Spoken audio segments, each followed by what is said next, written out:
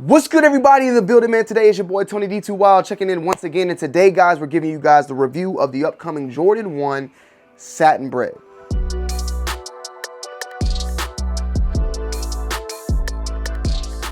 Back in 2016, the Jordan 1 Satin Bred released at a rumored only 500 pairs exclusively to New York City. Fast forward a year later in 2017, the Jordan 1 Satin Royal released exclusively to Atlanta, Georgia, Walters, as well as Houston, Texas, Athletic Apparel. Those pairs were numbered and those pairs were extremely limited to this day at pairs going up to $3,000 in the secondary resale market. Fast forward to 2023, we now have the Jordan 1 Satin Bred re-releasing as a women's exclusive, not in extended sizes. Some people are mad, some people are upset, some people don't really care. I see a lot of hate, I see a lot of love for this shoe in the comment section previously. Me personally, I like the shoe. I like the Jordan 1 Bred, and I like that they brought this shoe back because back at that time, I was unable to obtain that shoe. So now that this shoe is available, more so for the general public, I definitely want to cash in and get my hands on these. Now, when I mean cash in as I want to get these and rock them, not cash in and flip them. Even right now in the secondary market, I think I've seen them go for at the most 235, 250 bucks. So the resale, it's a little bit here and there, but it's not the same as the $3,000 that it was going for in the resale market for the previous pair. The Jordan 1 Satin Bred is pretty much basic as far as what it is.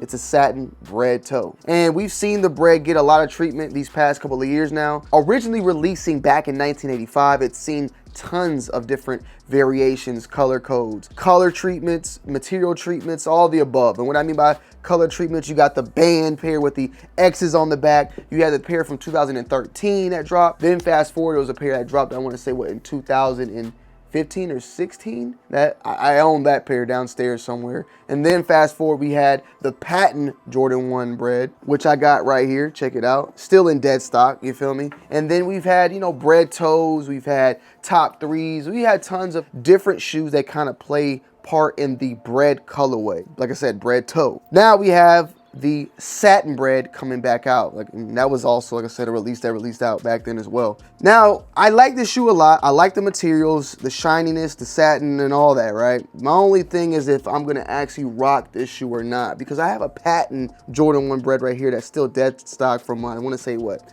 2020 or something like that? 2021. I want to say this released during the holiday season. So we have this one here, which I really like as well. This one has a little bit more, I guess, nostalgic vibes to it for the fact that it released back in 2016 and now it's coming back in full effect. So it might play a little bit different of a role, but at the same time, it's a satin shoe. Satin shoes will bend up, they'll age, they'll get a little iffy. I did have the previous satin shattered backboard, which I later on got rid of. So that just goes to show you that, I've had my little fair share of satin shoes, and at this point, I don't think I own any more now. So I'm really just in a seesaw whether or not this is a shoe that I want to keep. I mean, it's obviously an iconic colorway, it being a Bred, and I own the Bred, so I'm not mad there. And it also features, of course, a bag and extra set of laces. The bag actually fits the shoes, by the way, even though it looks extremely small. You can fit both shoes in here. I did it on the previous video. Matter of fact, since it's the review, I will waste my time to show it to you.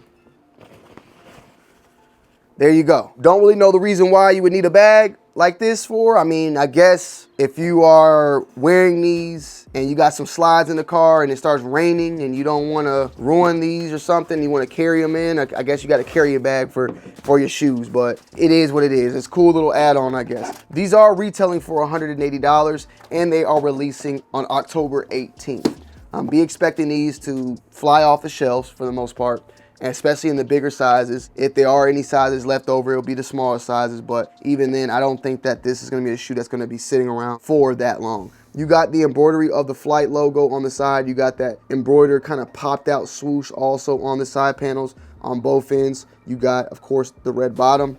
You have a red and black Nike box, and it says black/university red white women's Jordan 1 high retro OG. Size 10, which is equivalent to a size 8.5 in men's. And I think the highest it goes up to is a size 12 in women's, which is a size 10.5 in men's. So if you are size 10.5 and below, For the men out there, you can get your hands on it. This is a women's exclusive or a women's shoe only, and we do know that usually that carries around, you know, everybody saying let the ladies have it, or why you're wearing women's shoes, why you're wearing this and that. You know, hey, at the end of the day, I'm here to give you guys and provide y'all for a review, whether you're a woman or a man, every single shoe out there. I know ladies, I might not style it the best way possible for y'all, but I try to give y'all at least a look, if possible, for the ladies and for the men to decide whether or not this is a shoe that they want to get their hands on. Whether you go out and buy it, it's up to you. At the end of the day, I just feel like these are just labels rather than real like designs for a man or a woman. Majority of the time, like this shoe released in 2016, releasing it now in 2023 and making it a women's exclusive. I don't think that the person that said we're gonna redrop this shoe said we're gonna redrop this shoe because it's a women's shoe. They probably said we're gonna redrop this shoe and make it a women's exclusive for the ladies.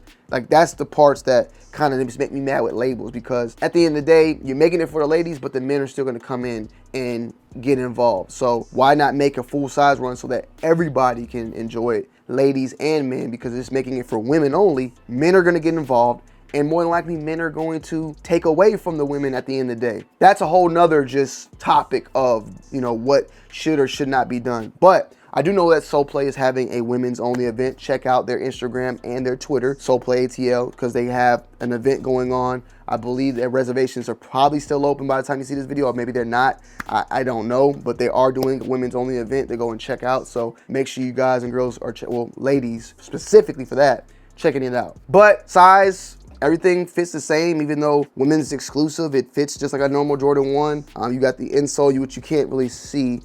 It's a red, there you go, red insole with a black Nike Air.